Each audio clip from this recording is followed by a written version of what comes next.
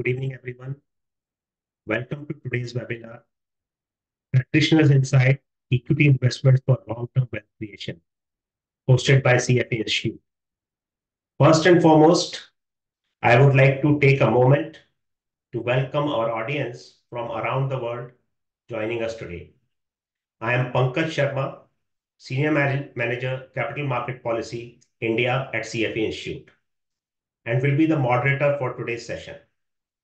I lead capital market policy for CFA Institute in local markets, and in my role, I am responsible for advocating policy positions on issues that affect Indian capital markets and stakeholders across a range of issues.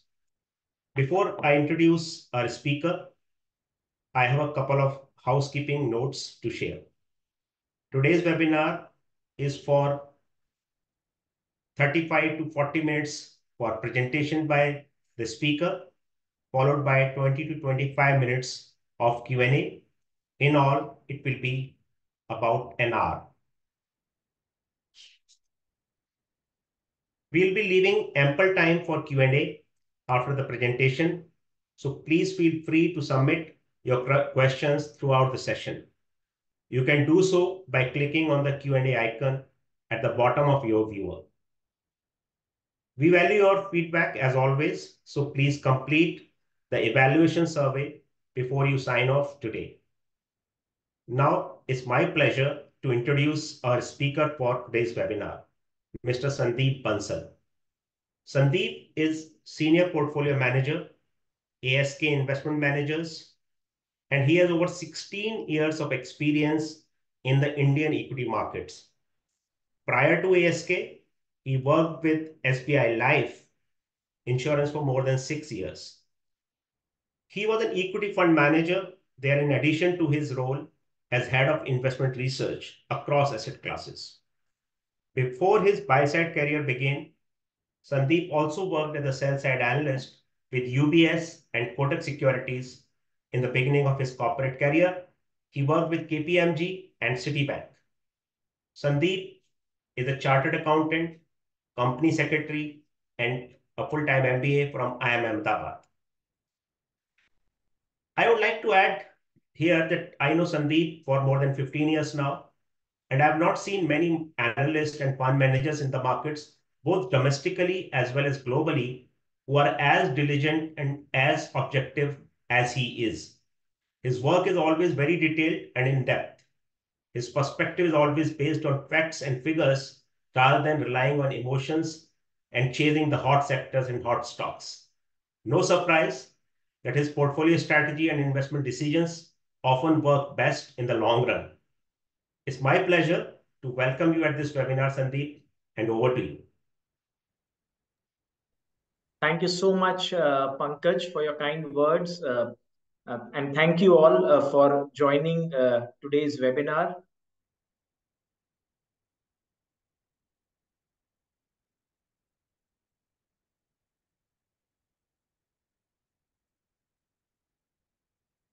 So just to start off, this webinar will be covering long-term wealth creation through equity investments. We will be touching upon a number of topics and would be glad to address any queries that you might be having on the markets in general post the presentation.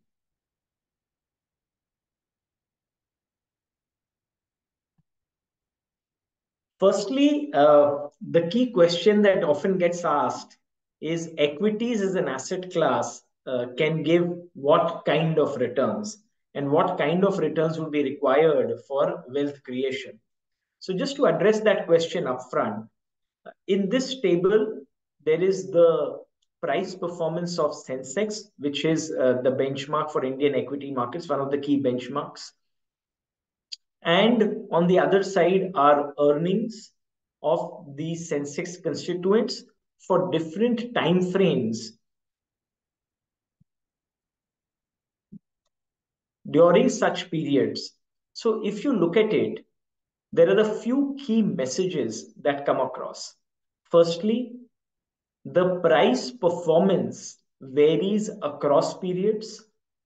and the earnings performance also varies across periods.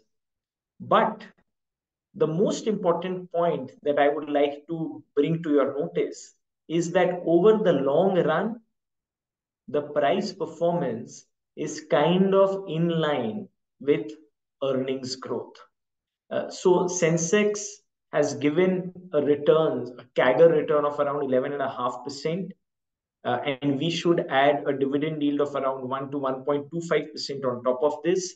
So roughly around 12.5% or so. And earnings during this period have also grown at a rate of around 12%. So while earnings would be volatile across time periods, price performance would be volatile across time periods, but over the longer run, the returns in the markets tend to converge with earnings. And what kind of returns are we talking about?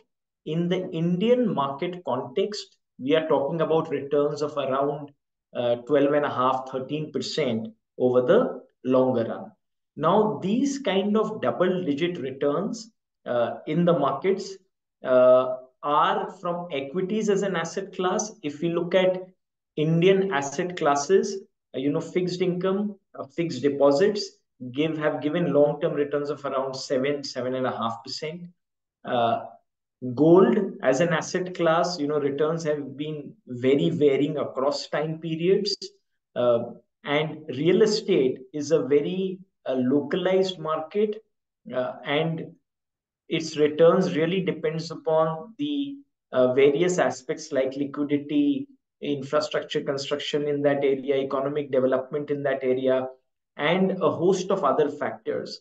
So if we look at liquid, steady asset classes in the country, I think equities has done a good job by providing double-digit equity returns over the longer term.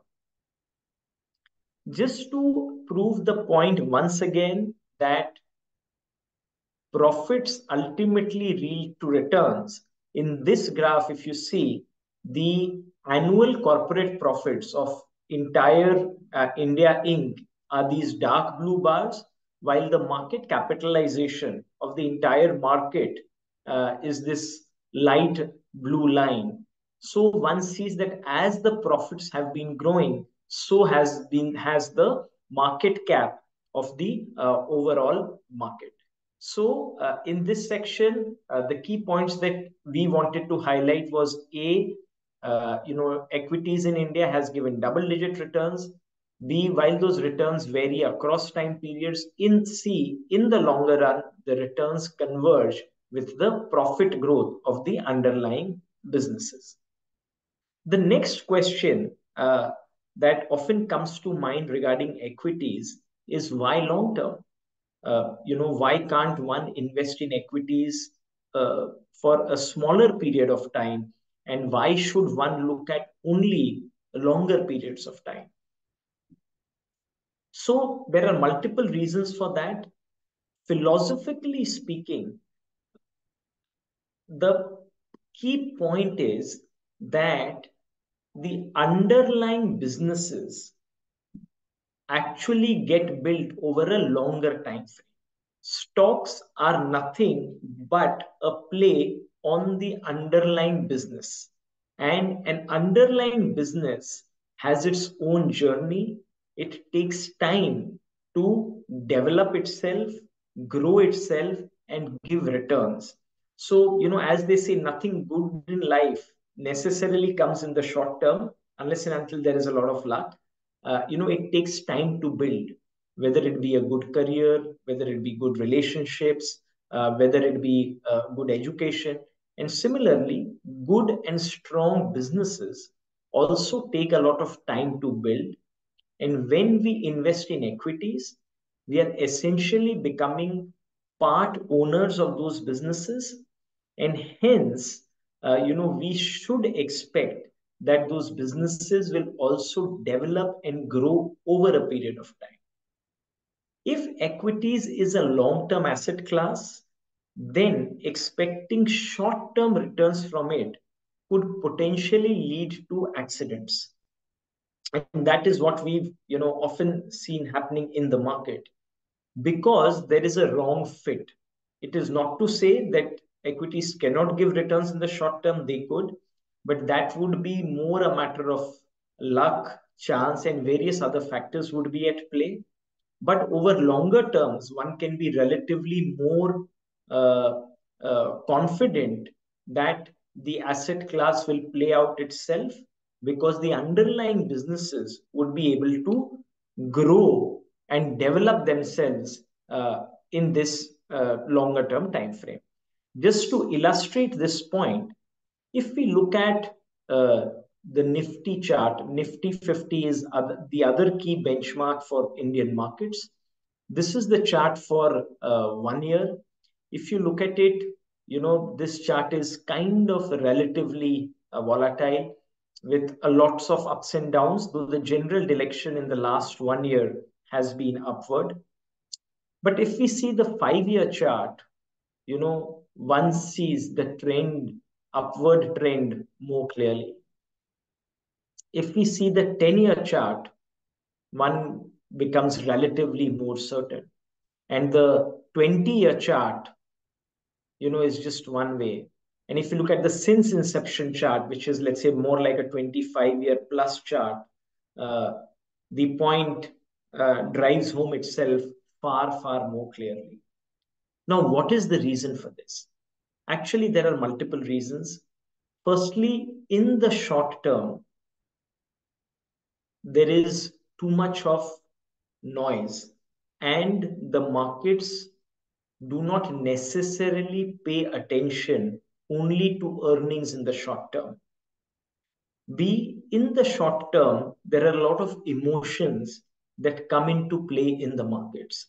And those emotions could be driven by news flow, they could be driven by events, they could be driven by macros.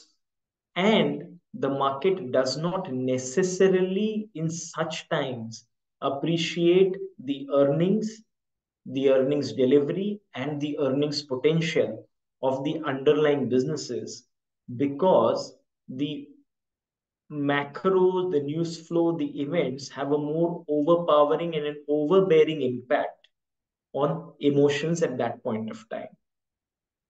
And hence we see that over the longer term, the picture becomes far more clearer, because the markets at the end of the day are a slave to earnings.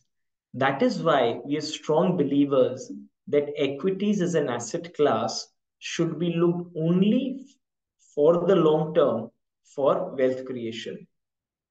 Lastly, in the long term, what we see play out is actually the power of compounding. If we have a 12% kind of an earnings growth every year, basically over a 30-year period, the wealth multiplies to 30x. That is the power of compounding. In the short period, compounding might is does not get its play area. And also in the short period, even earnings could be volatile, as we had seen in that table. But over a longer period of time, what we see is that the power of businesses, the power of compounding starts to play through. There is one other key aspect which happens over the longer term, and that is, what I would term as magic. Magic, in a way, is something which we do not fully comprehend, or fully are not able to fully see through or understand. So, at a given point of time, I might not be able to forecast what could a business potentially be in 3 years, 5 years' time, even if it's a great business. But what happens is that with good or great businesses, there are a lot of good things that we are not able to foresee or forecast that start to happen. These things might not happen in the short term, but over the long term, as we've seen in our lives as well, luck starts to play out. Similarly, good luck starts to play out for strong businesses, robust businesses, good businesses, and that helps in earnings growth, which obviously leads to re-rating of those stocks. And hence, over the longer term, we see that equities is able to deliver a far greater return than other asset classes. Just to put some hard numbers behind whatever we've discussed, in this table and in this analysis, what we've done is we've taken the 7-year rolling returns of BSE 500, which is a relatively broad-based index uh, of the top 500 companies by market cap in India. And we've done this analysis from 2011 onwards. So the first data which is available is from June 2018. If you look at the various data points from 2011 to 2024, which is, let's say, over a period of 13, 14 years, what we see is that the minimum return that has been made is about 1.3x. The maximum return has been around 6.9x. So if one had invested 1 rupee or $1, it would have become approximately $7 at the maximum, and at the minimum it would have become 1.3 rupees. On an average, the money would have grown to around 2.7x times in a 7-year period. And we've kind of bucketed this data across various return profiles. And if one looks at it, around 80% of the time, a person who would have remained invested for a 7-year period would have more than doubled his or her money. What this data tells us is that time helps to kill risk. What are the kind of risks that are out there? The first risk is the risk of absolute loss. And as we see, the minimum return is, around 1.3x, basically, in the ballpark region of 30% over a 7-year period. So there is no risk of loss if one had remained invested in the markets for a 7-year period. The second risk is the risk of lower returns. Now, in most of the cases, 80% plus, we've seen that the money has more than doubled over this 7-year period. So versus other asset classes in general, the risk of lower returns versus other asset classes is also not there. The third risk is the risk of volatility, which is an inherent characteristic of this asset class, that this asset class is volatile. And because of its volatility, there are not too many people who invest in equities, at least in India. And hence, they are not able to experience the kind of returns that this asset class can offer. But if one remains invested for a length of time, volatility is also cut out and we can get the returns that we get. So we believe that equities is a great asset class, and if one does remain invested over the longer term, it leads to significant wealth creation. Now, what are the key aspects that we need to watch out for, analyze, and see while investing in stocks for the long term? So the framework that we use, one, the size of opportunity needs to be very large. A, the economy needs to be growing, which India is. B, the sectors within that economy should also be growing in a significant manner, and potentially their growth should outpace the growth of the economy for the investment time horizon. And we would essentially want to invest in businesses which could become a multiple of their current sizes, and the opportunity basket should be so large as to enable them to do so. The second key aspect that we look for is earnings growth, because we believe that earnings growth will lead to a compounding in the share price and hence the returns, as we saw in the earlier table as well. When we talk about earnings growth, we are not only looking at the quantum of earnings growth. What we are also looking at is the quality of earnings. And what do we mean by quality? By quality, we mean that the earnings should be consistent. Basically, they should be coming year after year.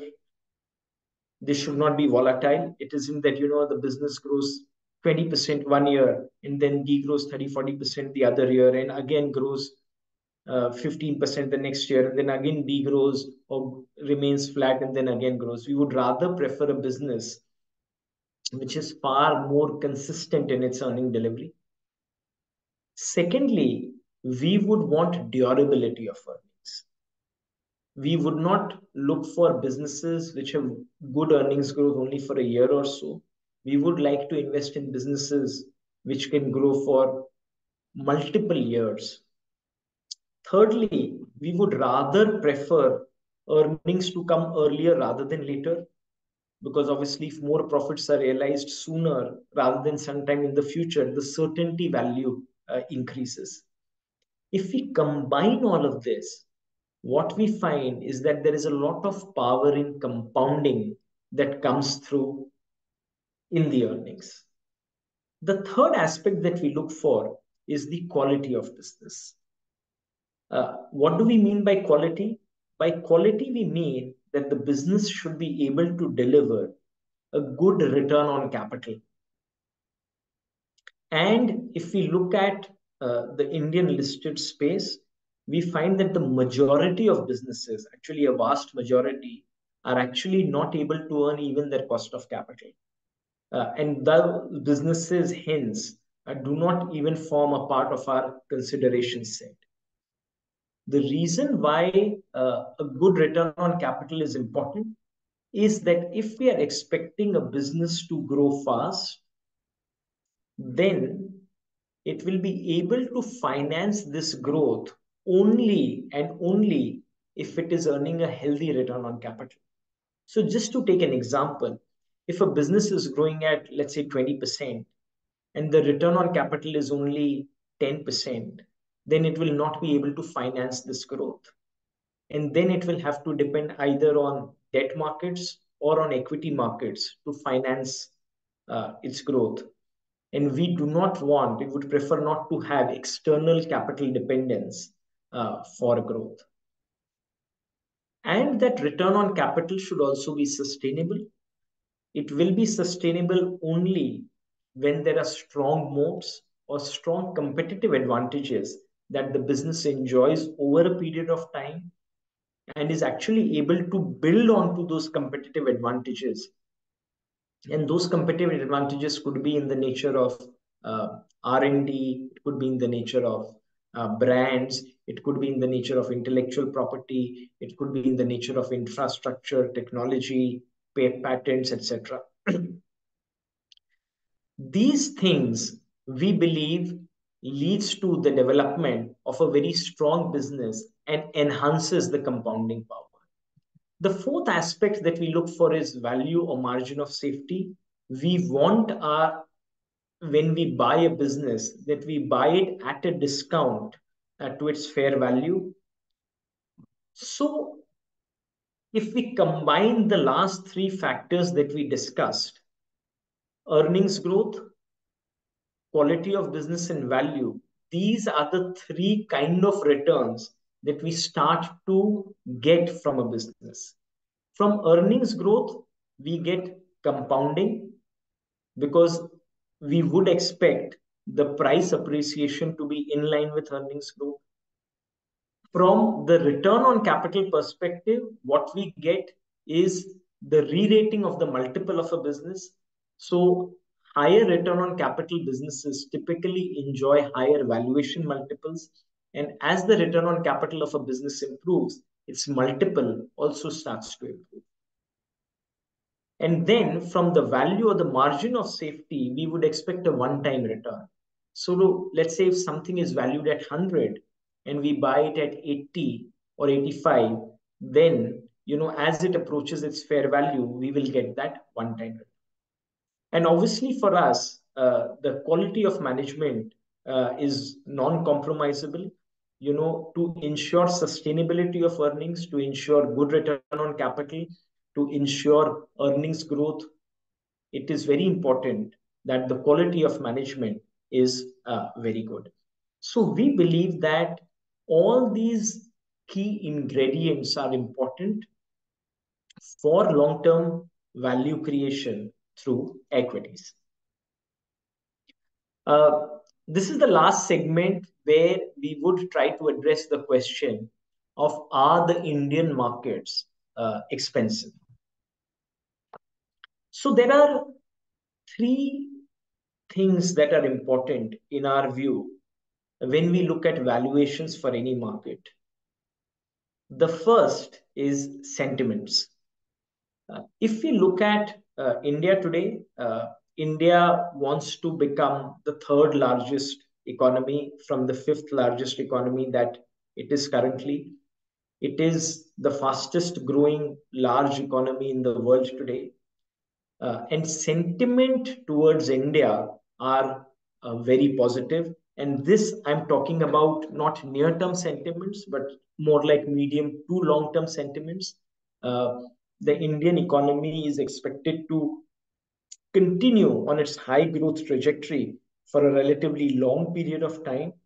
And hence, we expect that the sentiment towards the Indian economy, towards the Indian markets, towards Indian businesses is likely to remain positive for an elongated length of time, both from a domestic investor perspective as well as from a foreign investor perspective. So, at least on this leg and on this count, India as a country, as an economy, scores very well. The second important aspect is fundamentals. Uh, it is not only sentiments, but fundamentals also need to be good for the equity markets to continue to do well. Now, in this table, what we've tried to present is, how have economy and their growth rates behaved once they've hit a GDP per capita level of around $2,500. And India today is at that GDP per capita. It is generally seen from this table and from the historical experience of various countries that once this level of $2,500 or so is reached, then the growth rate for the next 10 years is quite healthy. Now, just because India is at or about this point, it does not necessarily imply that Indian growth rates will automatically be good. But on the ground, obviously, we are also seeing a lot of reforms, a lot of infrastructure development activity, a lot of focus on manufacturing, a lot of positivity in FDI, and because of increasing profits, the business sentiments and the ability of entrepreneurs to take risk is also increasing. So all of this combined, if execution continues to remain good, then it is quite possible that the Indian economic growth rates will remain healthy for a length of time to come. And hence, given that the macro economic indicators of the country are quite healthy, it is quite likely that Indian fundamentals are going to remain very good for a long period of time. And hence, in addition to sentiments, the fundamentals of the economy are also looking positive. The last piece, which we believe is important, is liquidity. If we look at this chart, which is showing the data of systematic investment plans, or SIPs as they are called in the Indian mutual fund context, basically regular investments by investors through mutual funds into Indian stock markets. We see that number has been rising steadily. So that number, which was around 9,000 odd crores about 3.5 years ago, is now about tripled or so, and about more than doubled, and the trajectory is increasing. Now, it is best for an economy if domestic investors support domestic growth, if domestic investors invest in domestic uh, businesses. We have seen in the past that Indian households have majorly invested in real estate, gold, physical assets, basically, or in fixed income assets like fixed deposits or bank accounts. That still continues to be the majority of investments, but incrementally, the proportion of equity investing is increasing. And this is a long term trend, which is the financialization of savings. And this, we believe, is likely to continue. Obviously, a bit of it is also influenced by the good experience that investors have had in the markets for the last few years. But structurally speaking, given the low levels of investments that Indians still have in equity markets, it does seem that this is a longer term trend. And hence, liquidity from a domestic standpoint is likely to remain positive over the longer term as well. Then let's look at foreign institutional investors. If we look at FIIs, and we have this data for the last 13 years, uh, it shows that generally they've already been good investors in Indian markets. Obviously, these numbers have been lower than other emerging markets like China, except the recent times. But other than that, it is not that India has not been receiving good flows from FIIs, as they are called. And we believe that this trend is likely to continue over the longer term as well, because sentiments towards India are very positive. Fundamentally, growth rates are likely to remain strong for a long period of time. And hence, India as an economy provides a large uh, opportunity which can absorb, large amounts of capital as well, and provides a good return potential. So liquidity from an FII perspective also is likely to remain very good. Net net, if we put all these three aspects, the long term outlook for the country and the stock market remains on a solid platform. This is just the last slide on where we stack up on valuations. So this is the chart of Nifty, one of the key indices of Indian stock markets. And this chart shows the 1 year forward price to earnings multiple on a rolling basis for Nifty. The dark black line in the middle is the average, and the blue line is the one standard deviation above the average, and the purple line below is one standard deviation below this mean. A few key points from this chart. Firstly, one can say that Indian markets are not cheap from a historical perspective, because if this is the average, we are above the average for sure, and actually one standard deviation above the average. Cheap levels would be this, or this. But a few key important points to note is, one, the market is generally trending upwards in terms of valuations. The reason for that are a few. Firstly, the quality of businesses that comprise the benchmark itself is changing. The benchmark is now comprised of businesses that generally command higher multiples versus what has been the case historically. Historically, the benchmark had a larger proportion of cyclicals, uh, publicly owned businesses, etc. because of which the multiples were lower. As the composition of the index is changing towards more sustainable, high growth, less cyclical businesses, the multiple for the benchmark optically seems higher. Secondly, liquidity in the markets have been high, in the economy has been high, because of which multiples in general have expanded for the markets versus history. The last point on this is that we need to adjust these historical multiples for the three key aspects that we discussed. Firstly, on sentiment, the sentiment on India today, the longer term sentiment, is perhaps more positive than it has been in the average for the last 23, 24 years, which is represented by this data.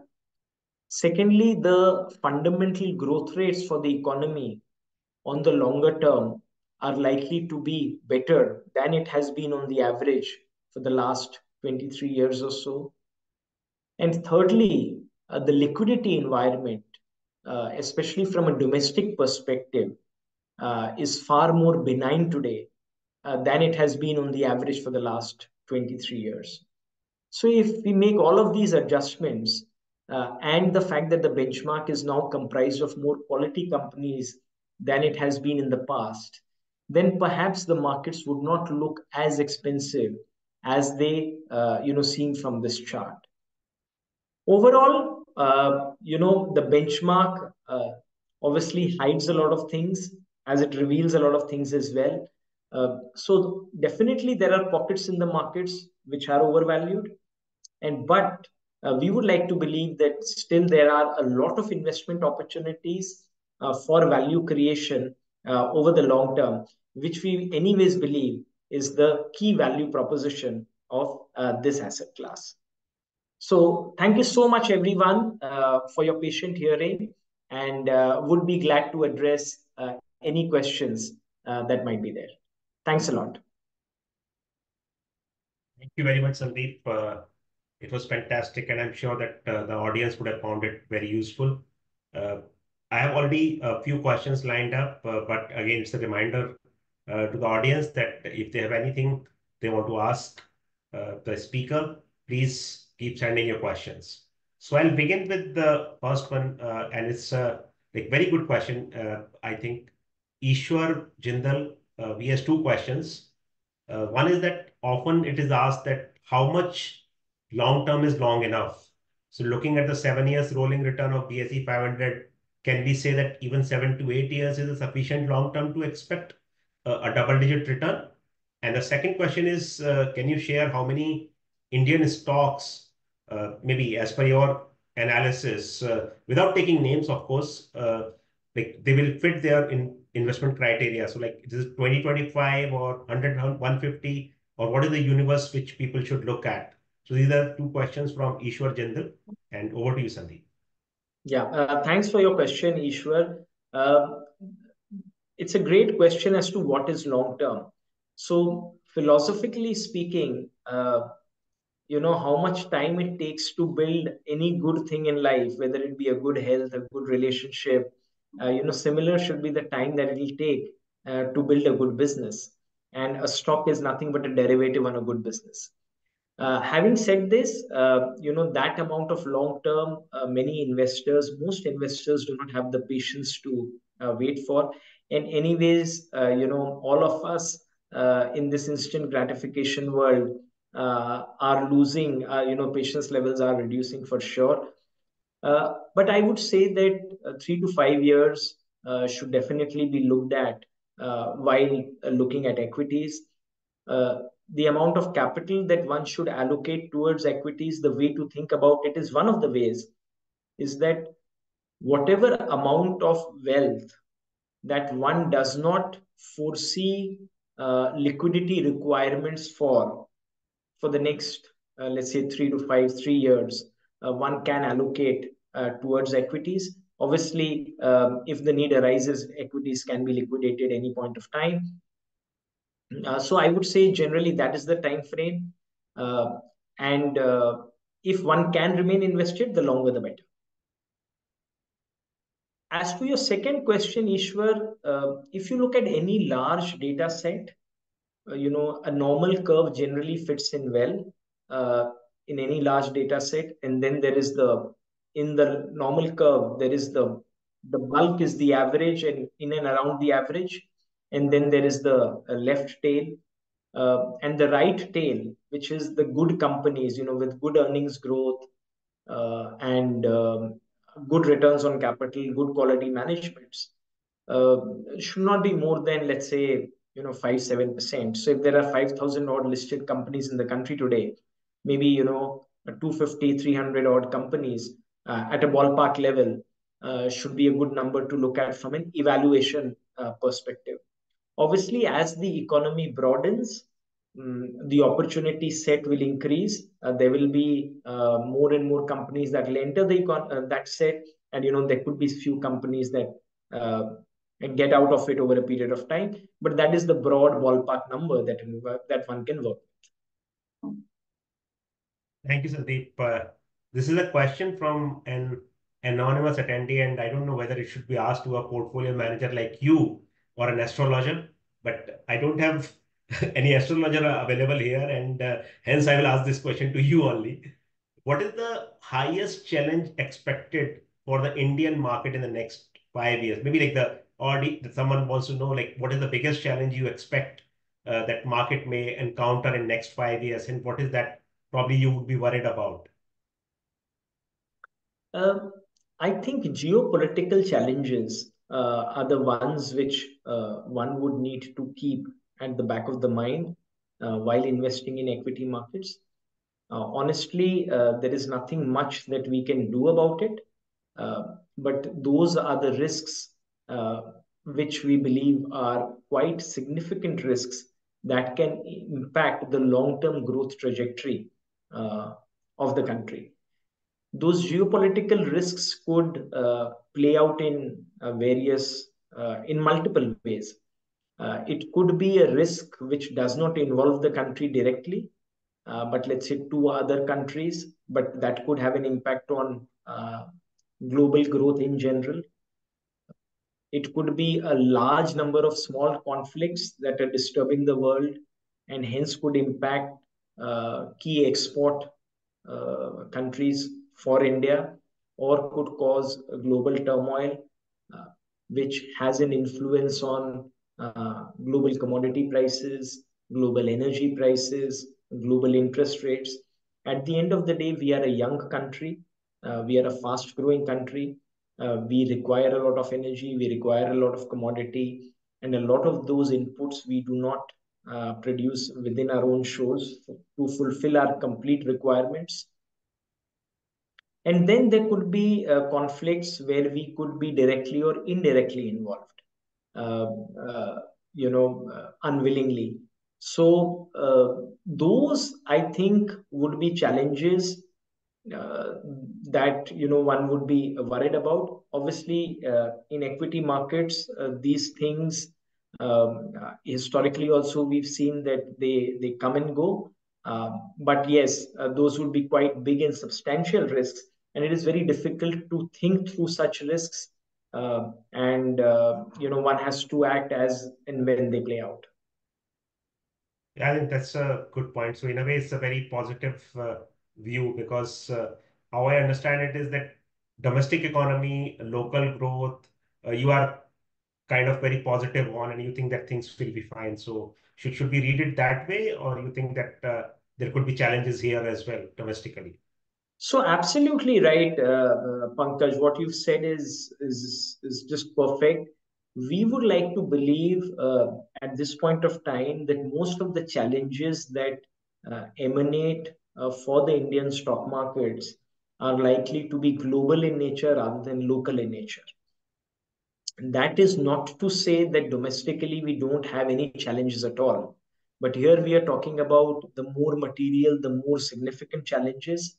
There are always challenges in markets like in life. But what we need to keep our minds focused on are the bigger challenges. And the risks emanate more from outside the country rather than from within the country as of now. Thank you, Sandeep. The next question is from Dhruvin Shah, and is asking that is it right to compare ROCE and revenue growth while we are analyzing company, and if they are the right multiples or they are the right parameters, and how do we interpret them? So, like, does someone look at those numbers, or what do they tell us, and how should we factor them in our investment framework? Right. So the way to think about it is like this. Suppose I have a business which gives me a revenue of 100, and I have put uh, 10 as capital in it.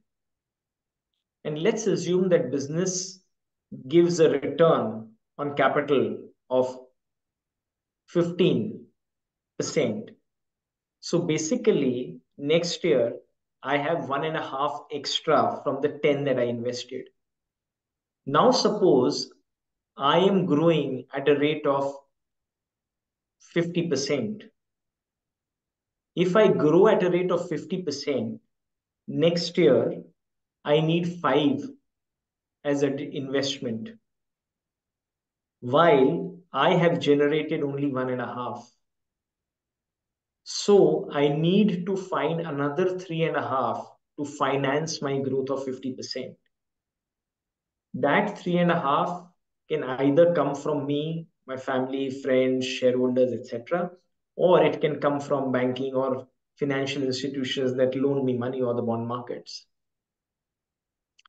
So the 10 that I've invested, some of it would be in machinery, building, fixed capital, and some of it would be in inventory, debtors, or what is called working capital.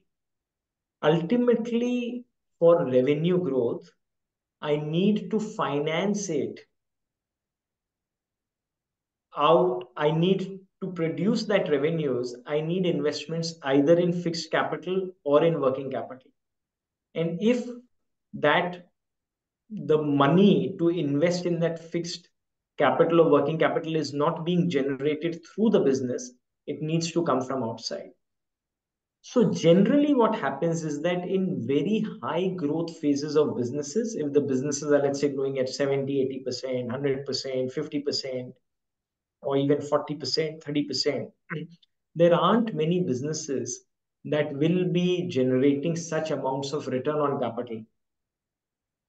And hence, during such times, those businesses get financed by external stakeholders. It is only when either a business has very strong moats that we talked about, brands, IPR, technology, infrastructure, that it is able to generate very healthy returns. And then it can finance those returns, that growth through its own returns. So the way to think about it is that it's a very virtuous cycle. A strong business which generates high returns on capital has the capacity to grow fast. And because it has the capacity to invest, and if the entrepreneur, the leader, the managers of the business are growth hungry, they can go ahead and invest, and then they grow fast. So then it becomes a virtuous cycle. So that is the way to think about it. If you generally see businesses which are growing fast but are low return on capital businesses, then either there is the risk of equity dilution or there is the risk of over leverage, obviously assuming that growth continues for a long period of time.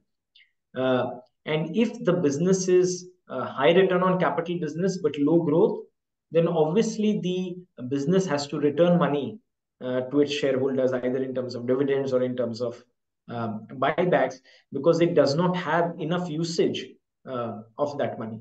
So, that is the way to think about it. In the Indian context, obviously, one should be investing only in businesses that are growing fast. But the high growth and high return on capital is a rare combination which is not found in many businesses. And if one finds such businesses, that one should remain invested for the long term. Thank you, Sandeep. I think these are great insights. Uh, the next question is from Suraj Jain. It's on valuation of Indian market, and some of it you covered in your last slides. But the question here is that can I use Nifty PE ratio and conclude if market are expensive or they are not?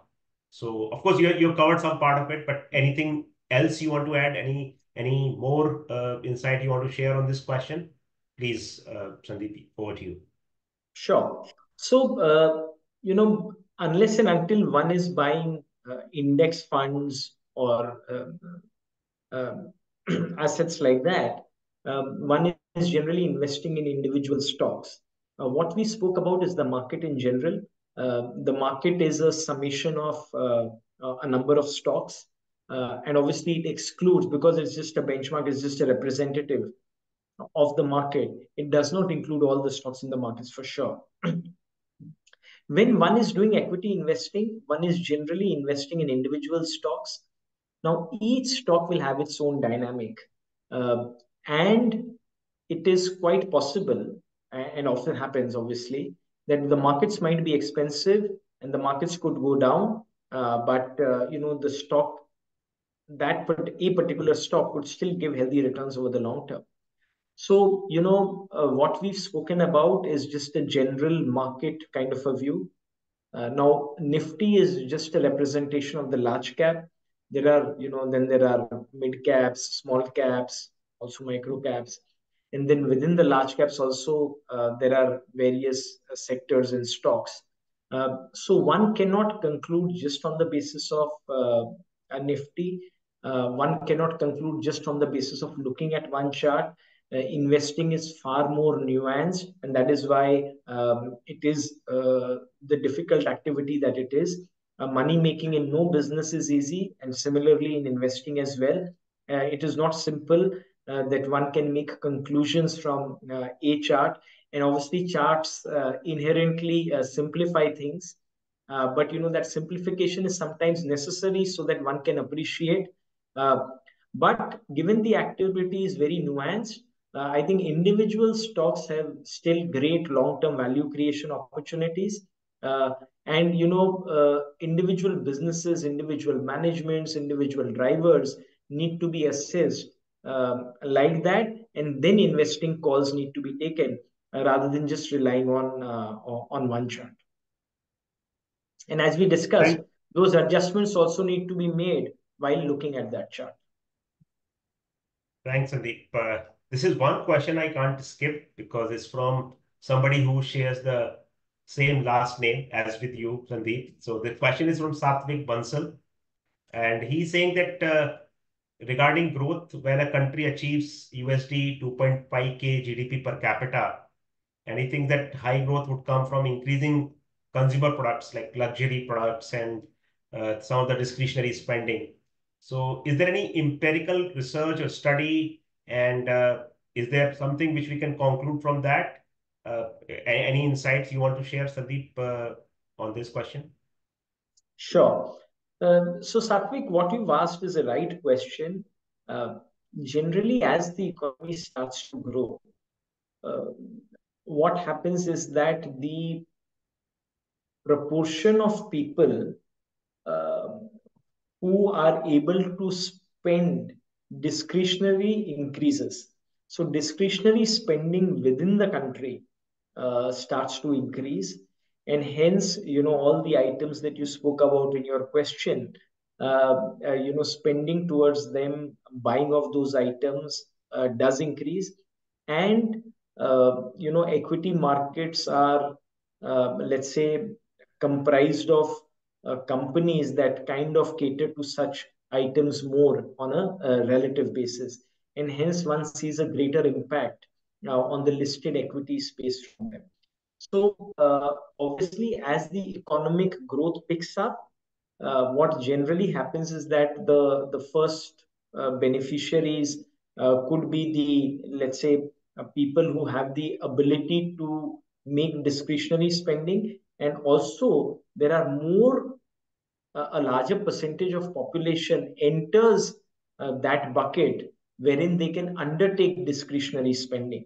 And discretionary spending could be on travel, it could be on tourism, it could be on buying white goods, it could be on buying jewelry, it could be on buying an automobile.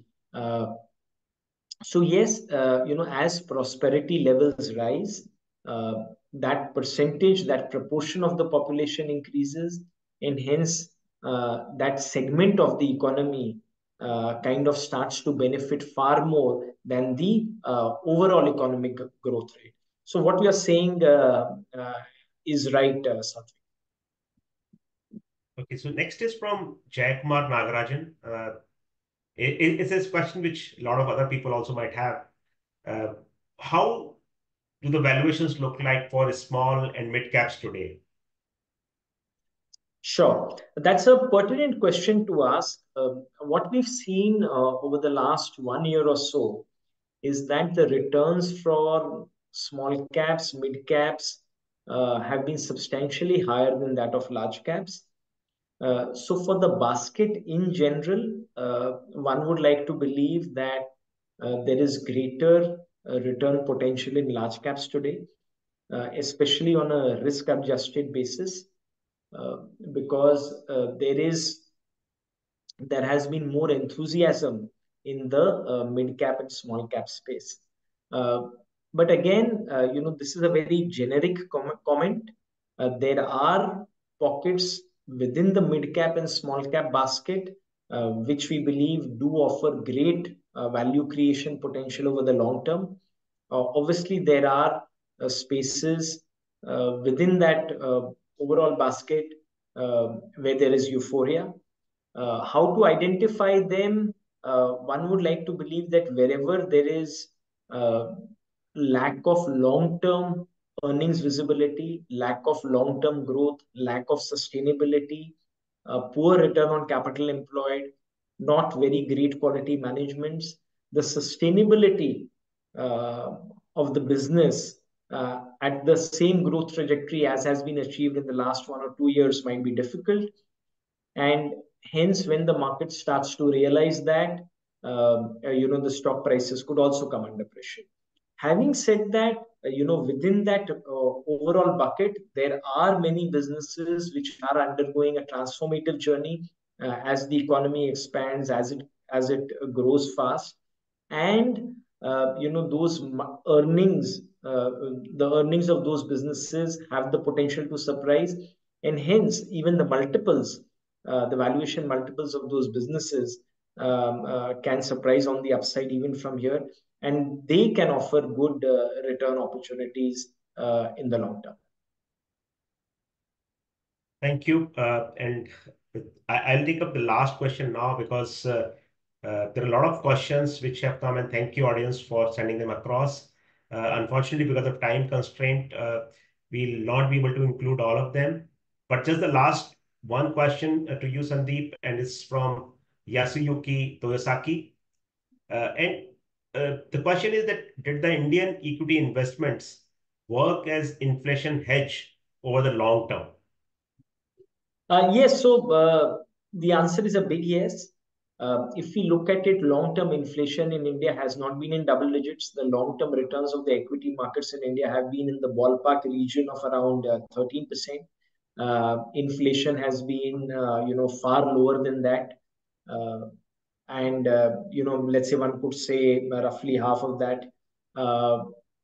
So yes, equities in the long term have worked as a great inflation hedge in the Indian context for sure. We have seen that in the last few years. We've seen it over the long term.